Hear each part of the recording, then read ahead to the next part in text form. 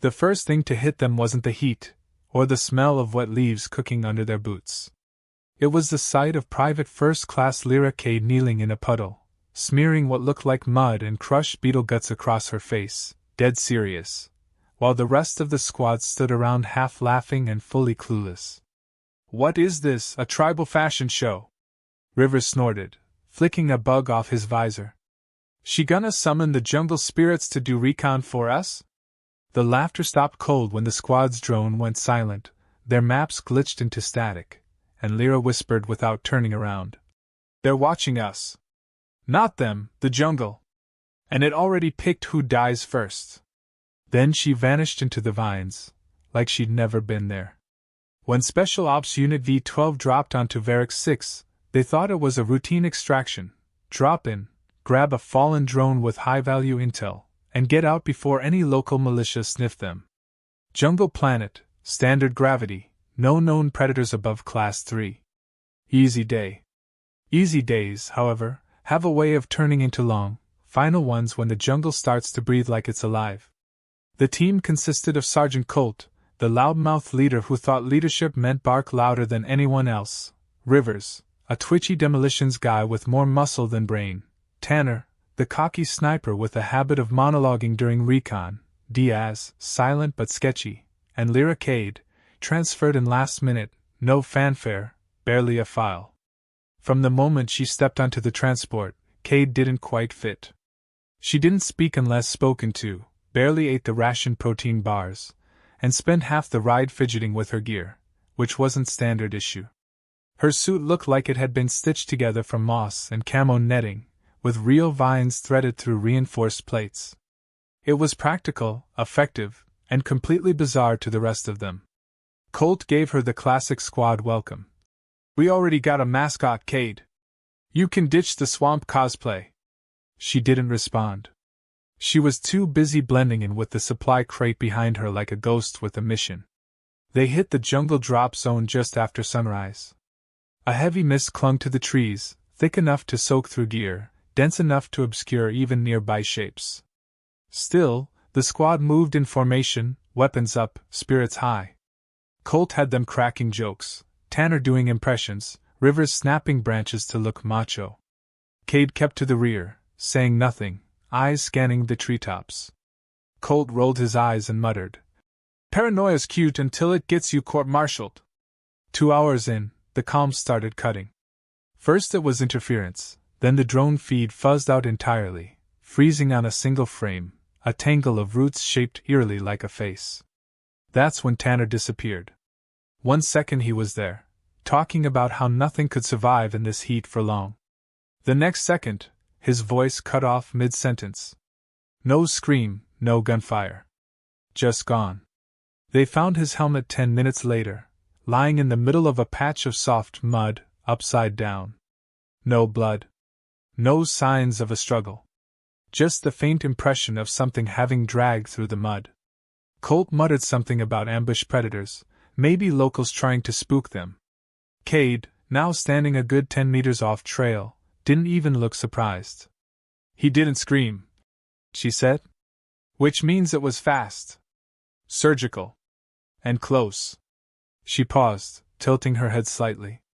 "You still think my suit's the weirdest thing here?" Rivers was next. They heard him cussing from the brush line after he wandered off to take a leak. Then silence. When they followed his trail, they found his boots, still laced, still standing upright, like he'd melted right out of them. Cade finally broke formation entirely. She crouched low, pressed her fingers into the dirt, sniffed the air like a bloodhound. "You're being hunted," she said quietly. "And you're loud." Colt snapped. "Enough with the jungle witch routine. You think you know more than our mission brief? You think some bugs and moss can beat trained soldiers?" Cade finally turned to him, not angry, almost bored. "You don't get it. You trained to fight people. I trained to become the thing that people run from. You've been stomping around like this place owes you safety. But this jungle, it remembers people like you." By the time Diaz vanished, no one was laughing. They found his weapon lay gently against a log, cleaned and polished.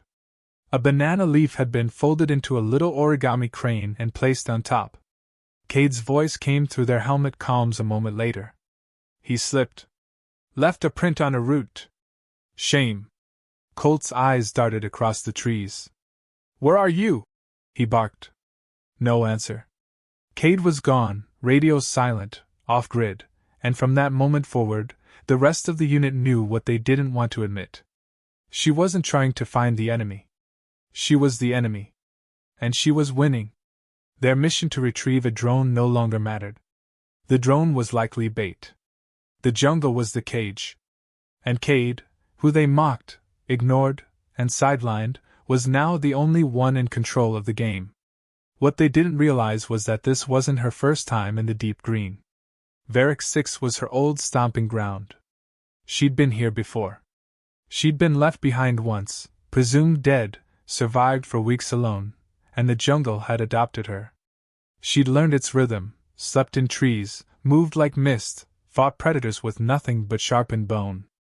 The brass tried to bury her story. They failed. Now, dropped into a unit of arrogant fools sent on a mission that never made sense, she knew what was really happening. Someone wanted her silenced. Only this time, she wasn't alone. She had the whole jungle on her side. And one by one, she'd make sure they understood what real camouflage was. Not a suit. Not a pattern. Camouflage was silence, memory, and patience. And she had all three. Colt didn't sleep that night. None of them did. Not that there were many of them left to even try. The silence in their makeshift camp was heavier than the heat pressing down through the jungle canopy. No one suggested a fire. No one cracked jokes. The darkness seemed to inhale sound and breathe back paranoia.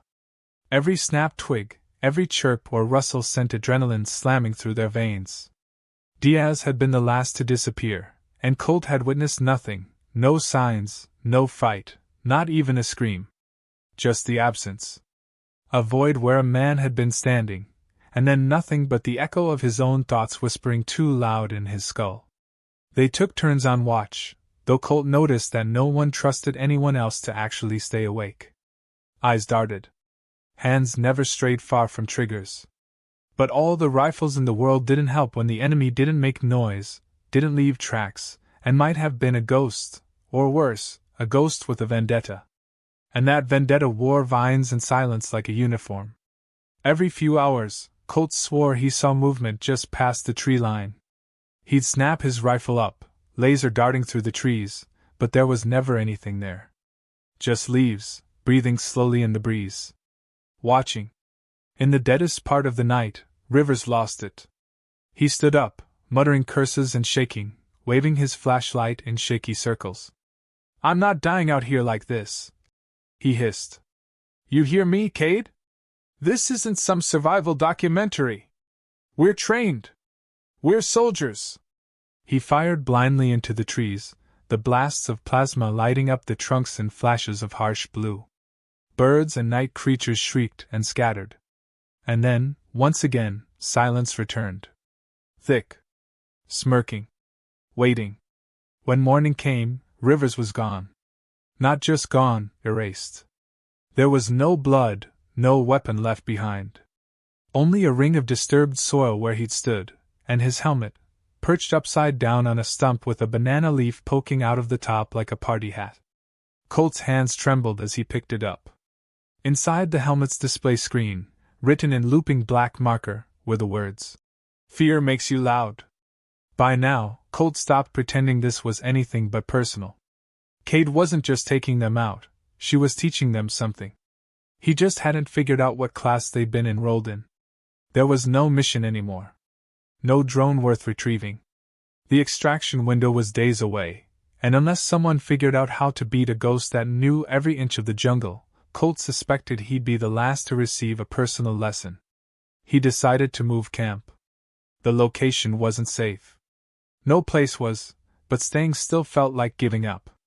He left at first light, weapon tight in his hands, scanning every root and shadow. His boots barely made a sound, and he stopped breathing every few steps to listen. Still, he knew she was nearby. She had to be. The jungle was too quiet otherwise. 2 clicks east, Colt found the creek. Cool, shallow, winding through a grove of vine-strangled trees. He dropped to his knees, splashed water on his face, let himself believe for one moment that maybe Cade had moved on, maybe she was done. That's when he saw the tracks. Human. Barefoot. Fresh. Leading upstream. He followed them, slow, careful, one finger always resting on the trigger. The prince stopped at a cluster of stones that looked oddly deliberate. He stared at them, narrowing his eyes. The rocks were positioned in a circle, too perfect, like a message left by someone who knew how the jungle camouflaged its signs. Then he realized, it wasn't a circle. It was a symbol. A spiral, curling inward. His breath caught.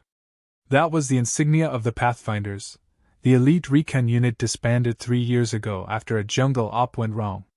He'd heard of them. Myths, really? Rumors.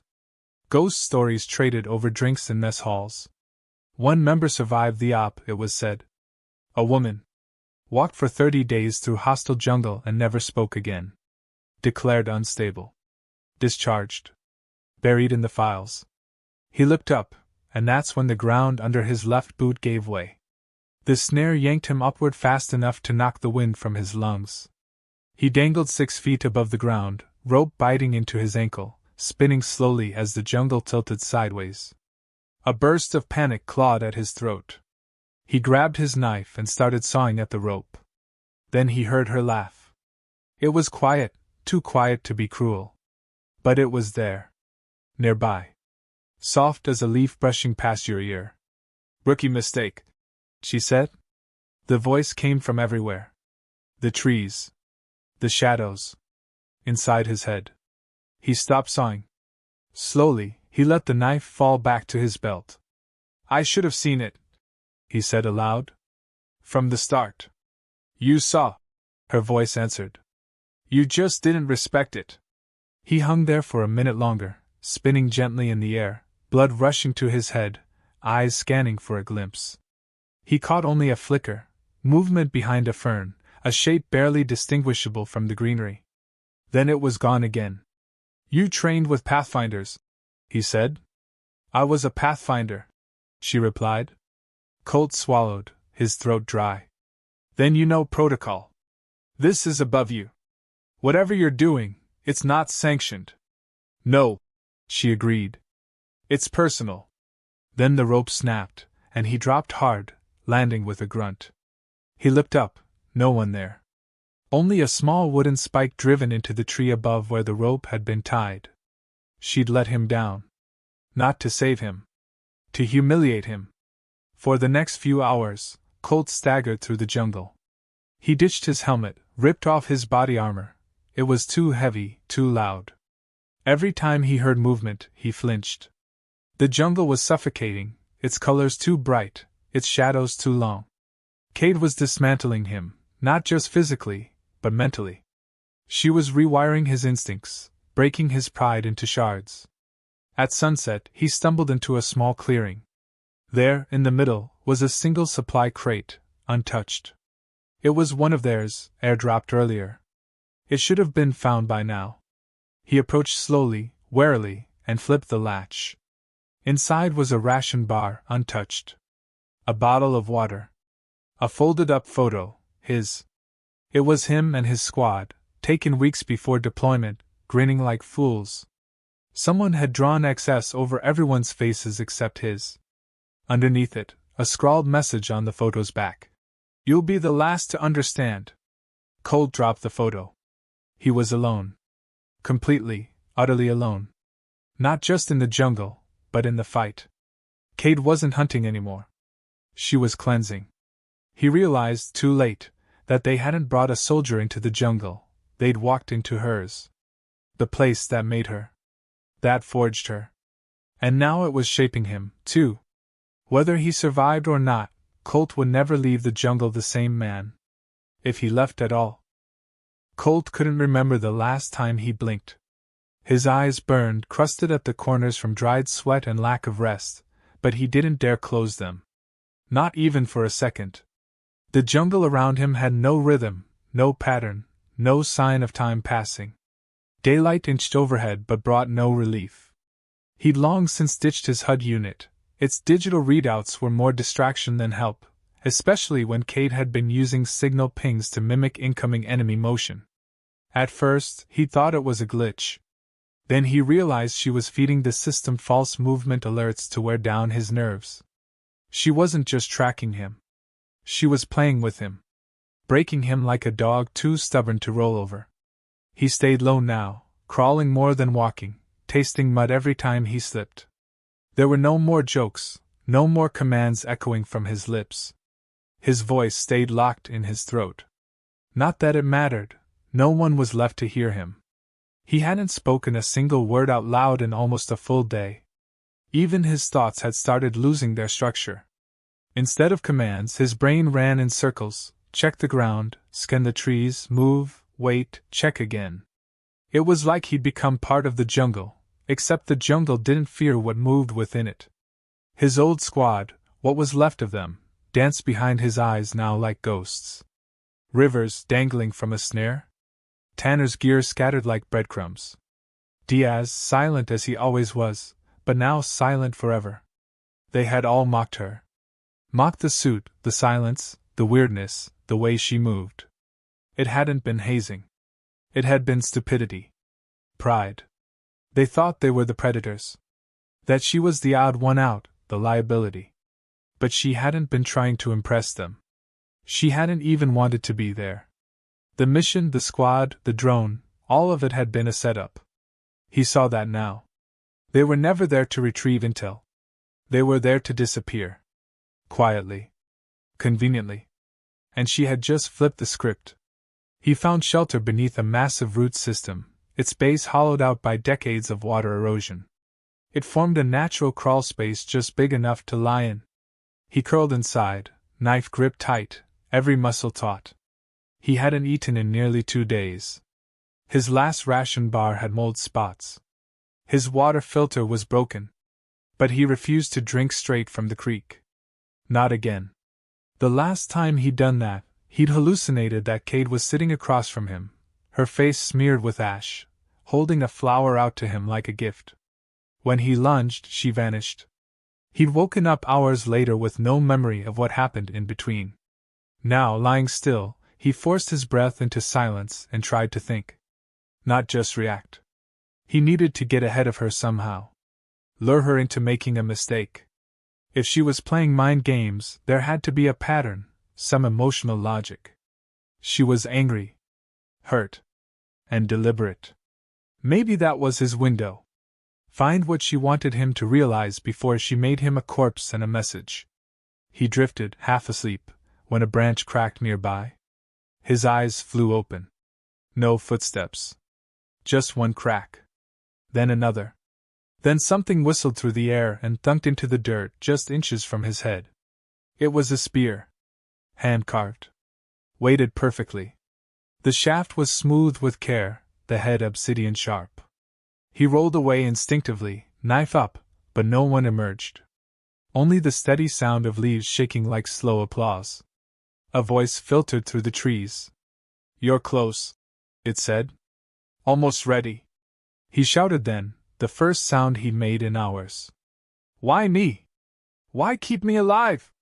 There was a long pause before her voice returned. "Because you're the one who let them treat me like a joke. You were the leader." "I didn't kill anyone," he growled. "You let it happen," she said. "Over and over. You laughed with them. Do you remember what Rivers said on drop day? Bet she cries when she sees a bug. You laughed, Sergeant." He didn't respond. He couldn't. He remembered it all too clearly. How Cade had gone stone silent in the back of the ship, face unreadable, eyes focused on her gear like it was the only thing tethering her to the mission. He hadn't said anything then. Hadn't told the squad to cut it out. Hadn't defended her. He'd thought ignoring it was enough. "I thought you didn't care," he said finally. "You thought wrong," she answered. The jungle shifted. Somewhere far off, a bird screamed. Or maybe it was something pretending to be a bird. With her, you never knew. Colt got to his feet slowly, spear in hand. He didn't know if she'd left it as a threat or a gift, but it didn't matter. It was a tool. And right now, tools were survival. He moved again, weaving between trees, avoiding open areas, trying to think like her. She didn't hunt from the ground. She came from above. Always from above. He moved toward the high ridge they passed on their first day in. Cade had scouted ahead then, said it was unstable. Colt had brushed her off. Called it a detour for cowards. But now, he realized, that ridge might be the one place she wouldn't expect him to go. Because it was stupid. Dangerous. A tactical nightmare. Which made it perfect. The climb took hours. Every rock face felt like a death sentence. Twice he nearly fell. Once he did, caught himself on a root by sheer luck. His hands were torn, knees bleeding, but he made it. Finally, he stood atop the ridge, chest heaving, the canopy stretching out below like an endless ocean of green. There she was. Cade stood across from him, no more than 20 meters away, partially camouflaged but not hiding. This time, she wanted to be seen. "You made it," she said. Colt raised the spear. She tilted her head. "Going tribal now?" Seemed like the theme. A small smile tugged at her lips. Not mocking. Almost sad. "You look like them now." He didn't have to ask who. The old Pathfinders. Her original unit. The ones Command had left behind. Sacrificed. Silenced. Just like they tried to do with her. Just like they tried to do with him. "You planning to finish this?" he asked. "No," she said. "Not yet."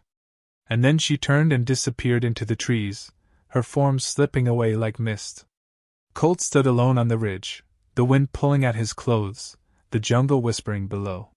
He didn't know what came next. Only that he was no longer a soldier. He was something else now. Something leaner. Meaner. Smarter. He was still alive. And that meant the game wasn't over. Colt moved like a shadow now, slower, quieter, each step deliberate. The jungle had stopped feeling like a threat and started feeling like a teacher, one he'd disrespected too many times. His breathing had changed. His hearing had sharpened. Even the way he walked had transformed. He didn't think in commands anymore. No formations. No patrol routes. Just survival. Just instinct. The spear Cade left behind remained in his grip, not just as a weapon, but as a reminder. She could have killed him a dozen times by now. But she hadn't. And that meant something. He didn't know if it meant he was being spared, tested, or tortured. But every time he asked himself why, he remembered the photo in the crate, the marked-out faces, the phrase she left behind. "You'll be the last to understand." He started tracking her. Not like a soldier tracks a target. This was different.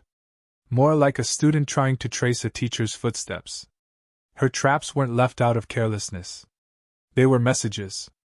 Training exercises. At first, they were obvious. A tripwire disguised as a vine, a false trail ending at a pile of broken gear, a water pouch hung from a branch just low enough to tempt. He'd seen what happened when you got greedy. There was always a second trap. He began moving slower. Started thinking ahead. And for the first time since they'd landed, Cade stopped taunting him. No voice in the trees. No messages. Nothing. Just silence. Either she was done, or she was watching what he'd learned. On the second night after the ridge, Colt built a shelter using the lean-to method he remembered from basic, but adjusted it. He left no footprints around the area, camouflaged the roof with ferns, even masked his scent by rubbing mud into his clothes. He didn't sleep so much as doze in waves, always with one eye open, always expecting her to step out of the dark. But she didn't. And that was worse. Because now the silence meant something had changed. On the third morning, Colt found a footprint. Not hers. He froze, kneeling down, studying it. Too deep for Cade. Wider tread. Heavy boots. Fresh. He followed it, heart thudding. Another print. Then another. The trail was rushed. Sloppy. Whoever this was, they weren't trained to move through this jungle. They were trying to escape something. That's when he heard it. Low, wheezing breath, like a man half dead with dehydration and fear. He stepped into a small clearing and saw him. A soldier in worn tactical gear, bloodied, face sunburned, crawling toward a fallen drone casing. The guy turned his head and flinched at the sight of Colt, scrambling back like a spooked animal. Colt raised a hand, lowering his spear. Easy. Who are you? The man blinked, disoriented. Extraction team, he rasped. We dropped 2 days ago. They didn't tell us. They didn't say anyone was still alive down here. How many of you? Colt asked. 6. Now? Just me. His eyes widened with a look Colt recognized all too well. She picked us off. We didn't even see her. We thought it was locals at first. Then, the notes started showing up. Colt helped him sit up, checking his vitals out of habit. He was burned out, half-starved. Wouldn't last another day. You know who she is? Colt asked. The man gave a bitter laugh. Doesn't matter. They called her a rogue asset. Said she needed to be contained. But she's not some rogue. She's a damn jungle ghost. Colt stared down at the drone casing. It was open. The data drive gone. She let you find this? Colt muttered. Yeah, the man said, trembling. She wanted us to see it. Wanted us to know it was never about the mission. Colt realized something then. Cade hadn't just been hunting the squad. She'd been protecting something. The drone was a decoy. She was guarding the truth buried inside it, whatever that was. Something the extraction team had orders to erase. And now, somehow, Colt was the only one left standing in a mess no one was supposed to walk away from. He didn't get more than a minute to reflect. A branch creaked above them. Too heavy. Not wind. Colt yanked the wounded soldier down just as a sharpened dart embedded itself in the trunk where his head had been. Another one hissed through the air, grazing Colt's shoulder. He rolled, dragging the soldier back, scanning the trees. He caught only a flash of movement. Not Cade. Not her style. This was Messier. Rushed. Then a voice rang out from the shadows. Male. Guttural. Hand over the survivor and walk away. Colt's blood chilled. Whoever they weren't part of the original team. These were cleanup men. Mercenaries. The kind of operators sent in when command wanted deniability. They weren't there to rescue anyone. They were there to erase witnesses. Including him. Too late for that. Colt called back. There's no more team to clean up. You're not cleared to speak. The voice replied coldly. You're just another mistake. Colt dragged the wounded man behind cover and pulled the knife from his belt. He was outgunned, outnumbered, and running on fumes. But he wasn't scared. Not anymore. Because he wasn't alone. The underbrush rustled. A shadow darted between the trees. One of the mercs spun and fired, but too late. A net yanked him into the air, legs kicking, then something slammed into his chest and silence followed. Colt looked up and saw her. Cade. Moving like mist, flitting from tree to tree, disabling the mercenaries with surgical grace. One by one they dropped. One got a shot off. It missed. Another pulled a grenade pin. Cade kicked him into the blast radius before it even left his hand. In less than 2 minutes, the jungle returned to silence. The mercs were either unconscious or bleeding into the roots. Cade stepped out of the shadows. For the first time, she didn't look like a myth. She looked real. Flesh and blood and fury restrained only by purpose. You weren't the only target, she said quietly. Colt nodded. I figured that out. You held your own. Because I started listening. She studied him for a long second. Then she crouched by the wounded survivor, checking his pulse, ignoring Colt like he wasn't there. When she finished, she stood and said, They were sent to finish what your squad started. Erase every thread connected to this place. What was in the drone? He asked. Evidence, she said. Of everything. The Pathfinder op. The cover-up. Command's involvement. The real reason they wanted this jungle burned. You're going public? Colt asked. She didn't answer. She didn't have to. She turned to walk away. Why leave me alive? He called after her. She paused, glancing over her shoulder. Because you stopped mocking the camouflage. And with that, she vanished into the green once more.